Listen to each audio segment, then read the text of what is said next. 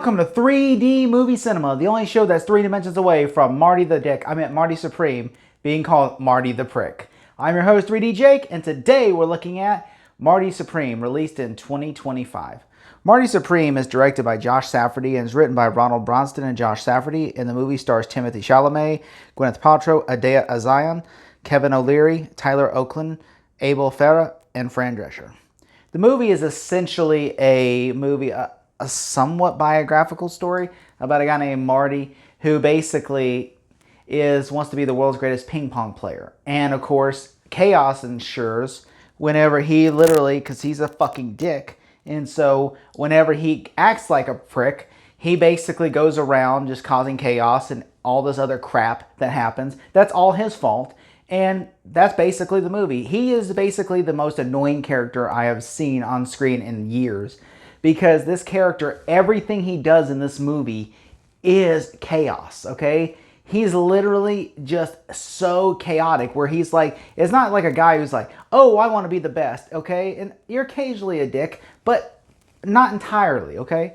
But he does everything in this movie he does is his fault because he ends up on the run from the law. He ends up literally being hunted by mobsters. He ends up literally blowing up a gas station. All his fault. Everything is his fault in this movie. And pretty much everything in this movie would be not his fault if he would just be a decent human being. But he's not going to be because he's the best of the best and he thinks he knows everything. It's like, imagine Karate Kid if Ralph Macchio's character was the biggest prick on the planet. Like, that's who he is in this movie, okay? But, Ralph Macchio, okay, is a little cocky when you meet him in The Karate Kid. But you realize he's not really a prick. It's a facade, and he's actually a decent kid.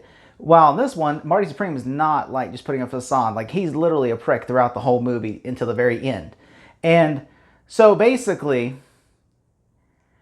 Timothy Chalamet, I will say this about the movie. I think the story is great in the movie. The story is great. I really enjoy, him trying, doing the ping pong tournament and everything. I thought that was great, the whole ping pong tournament. And I like at the end is how the big third act is him rematching the guy. I like that about the movie. And I like the journey that they go on. Okay? And I thought, look, the guy from Shark Tank, Kevin O'Leary, Mr. Wonderful, he's fantastic in the movie.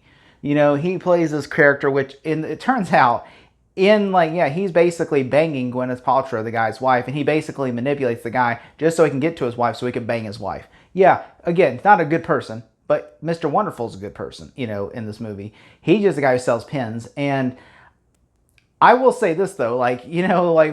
He basically, is a guy who sells pins. Son dies in Vietnam. And he basically comes across Marty Supreme because Marty Supreme wants to meet him because he's trying to get in his bed with his wife.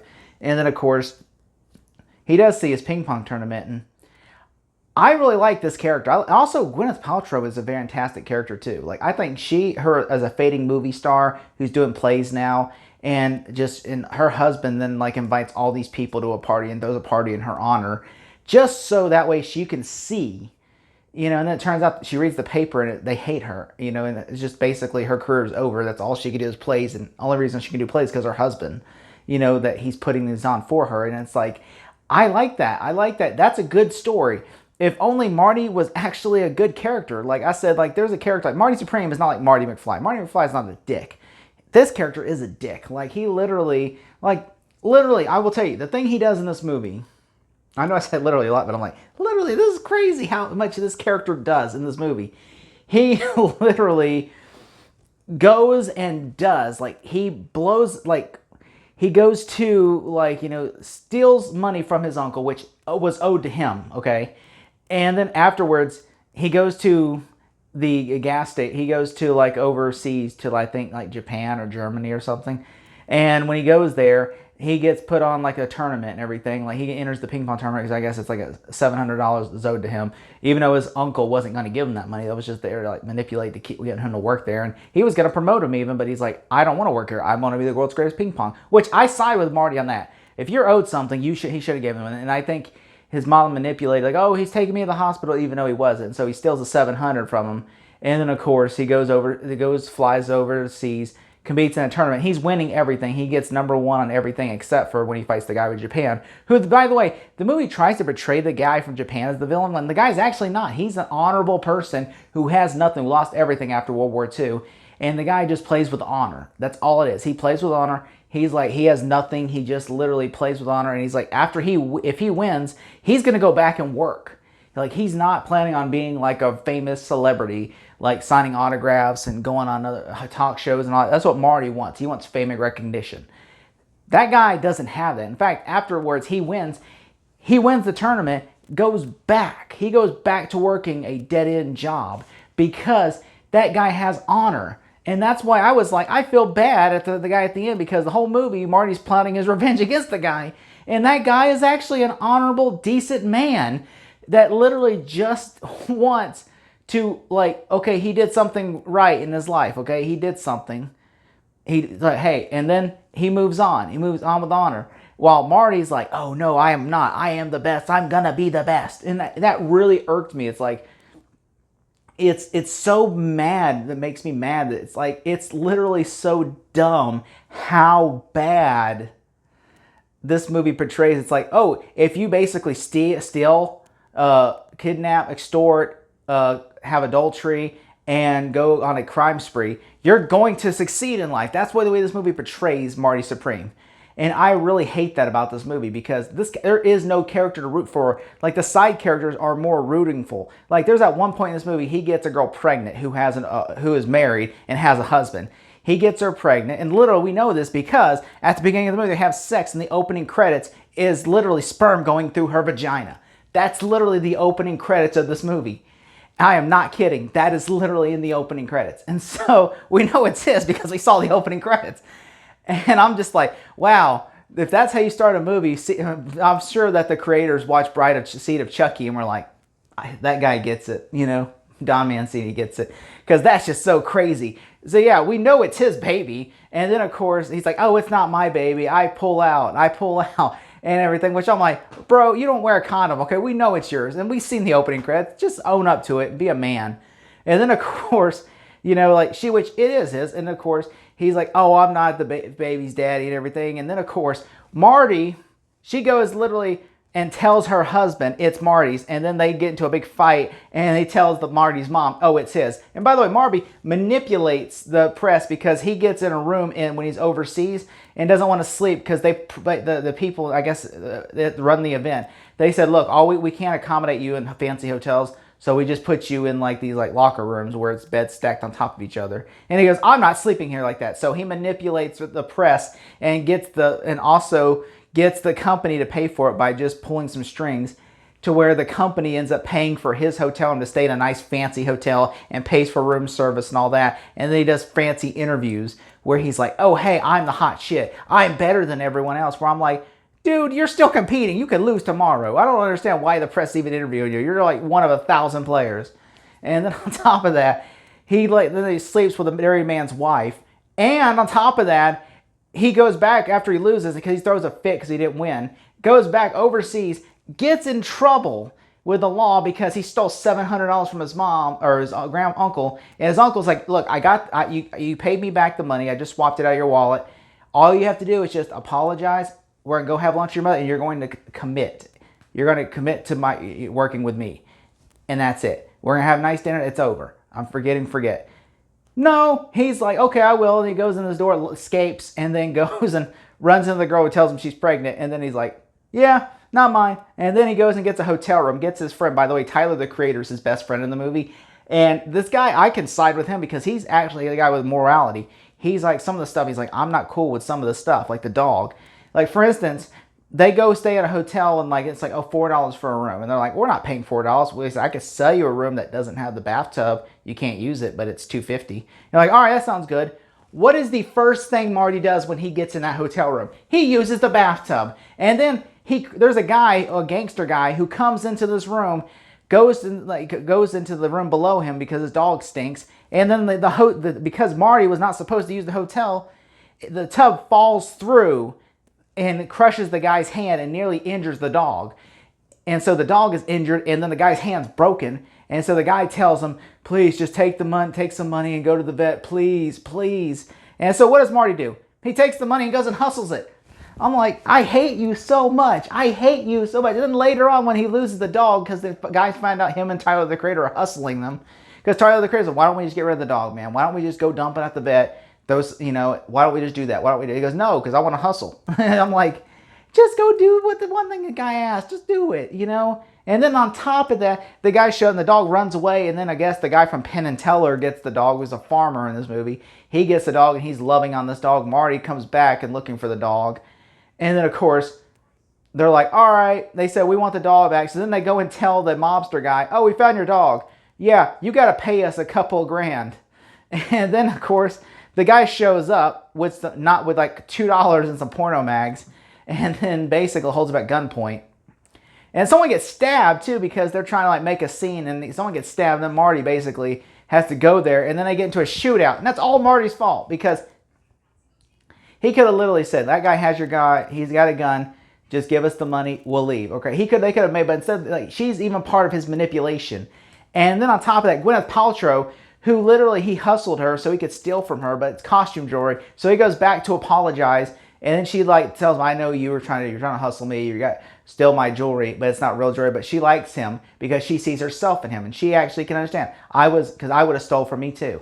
And then they go and she says, I'll give you some real jewelry. But then Marty's horny, so he tries to eat her out. And then, of course, the cops catch him. So then, of course, she gives them the jewelry as like a way, like, don't tell anybody because they don't recognize her. And then Marty's like, well, no, do I get paid? Because I need to get money to go compete. So then she goes back into the hotel room to get some more jewelry, but she reads the reviews and then she starts crying. So Marty's getting agitated because he can't wait. So he goes upstairs and sees Mr. Wonderful, her husband.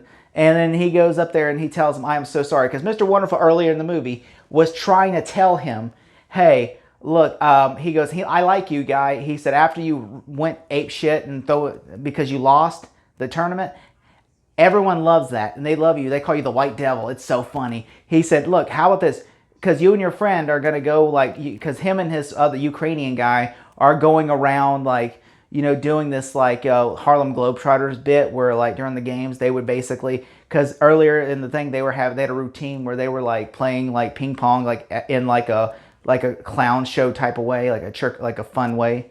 And so Marty and him been doing that for, like, a year. And so basically he's like, why don't you come and you and your friend, or you can come overseas and to Japan and then compete him again. It's an exhibition match. You'll lose, of course, because he's a national hero. And then I'll sell my pins there and I'll pay you to do that. And he goes, I don't want to do that. I'm better than you. I'm better than you. And then he goes, dude, listen. He goes, just come on. And he's like, I think it's funny. You're trying to sell pins to the people that killed your son during World War II. And then he's like, calls him an asshole and leaves. And then, Mr. Wonderful calls him an asshole, Marty Supreme, an asshole for saying about his dead son. So then later on, he goes back up to him and says, I'm so sorry. And he goes, I don't care. F you. You insulted my dead son. So he says, what would it take? I'm on my mercy at you. He goes, I'll tell you what. I'll take you to Japan. We'll do the exhibition match if you go get me a paddle. So then he beats his ass, pulls his britches down, and beats him on his ass like 10 times. And he deserves it too. He absolutely deserved it. I don't feel any sympathy for him whatsoever because that is all his fault for doing this. And then on top of that, he goes over there, plays it. And by the way, there's a weird ass scene in the movie that's very a homoerotic scene where like his Ukrainian fellow tells Mr. Wonderful a story about how when he was in the concentration camps, he found a beehive and he smeared honey all over his naked body and then had all the Jewish prisoners lick his body clean. Where I'm like, I understand that was to save their life for nourishment, but it was very erotic. I was like, the honey orgy scene. I'm like, that they show it too. I'm like, gross. Ew. But like, and then on top of that, when they go to Japan, they want him to kiss a pig. The Asian guy says, I'll only compete, or the Japanese guy was like, I'll compete with him if he kisses a pig. And then he agrees to it, which is sort of the funny moment where he goes, ah, and nobody recognizes it. He gets by the painting, goes, ah, he goes, ah, and then he competes and he loses, of course. And then, of course, which he tells one of the sponsor, the guy that, that he was a prick to earlier about, hey, look, I competed in the tournament. I just want to say I'm sorry. this is a fake match and everything, but I would like to compete in the finals. So he goes, you're not competing in the finals. You're here for a clown show. So that makes him mad. So when he competes and he loses, he goes, this was a fake match. He's trying to tell everybody, I was paid to be here. I want to play him for real. So then everybody's like, yeah, play him. And then, of course, the Asian guy's like, look, I'll play him. I'm sorry, Japanese guy.